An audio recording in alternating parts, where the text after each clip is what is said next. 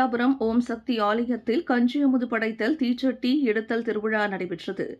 திருப்பத்தூர் மாவட்டம் ஆம்பூர் அடுத்த வெங்கடசமுத்திரம் ஊராட்சிக்கு உட்பட்ட கோவிந்தாபுரம் கிராமத்தில் எழுந்தருளி அருள் பாலித்து வரும் அருள்மிகு ஓம் சக்தி ஆலயத்தில் VS35 மன்றத்தின் சார்பாக ஸ்ரீ சக்தி சூலத்திற்கு அதிகாலை சிறப்பு அபிஷேகம், அலங்காரம், ஆராதனை செய்து 1008 போற்றி மந்திரங்கள் பாடி வழிபட்டனர்.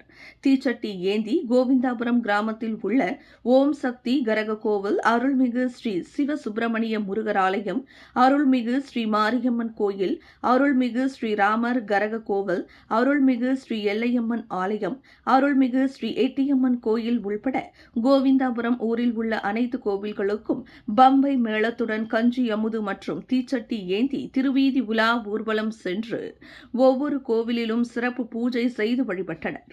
ஓம் சக்தி ஆலயத்தில் அம்மனுக்கு தாலாட்டு பாடி பூஜை செய்தனர். முன்னதாக ஓம் சக்தி பக்தர்கள் காப்பு கட்டி 9 நாள் விரதம் பக்தியுடன் பூஜை செய்தனர்.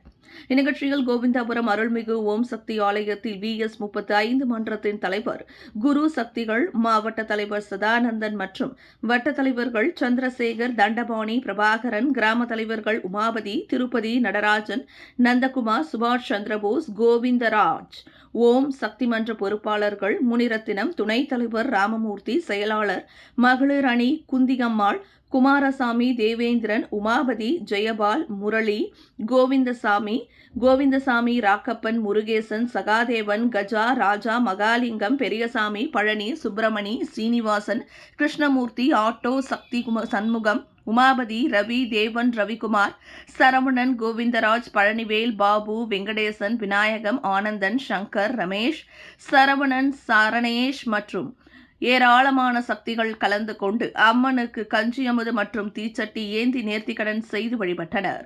பின்னர் ஓம் சக்தி ஆலயத்தில் மகா அன்னதானம் நடைபெற்றது. இதில் ஏராளமான தாய்மார்கள், பெரியோர்கள், இளைஞர்கள் கலந்து கொண்டனர்.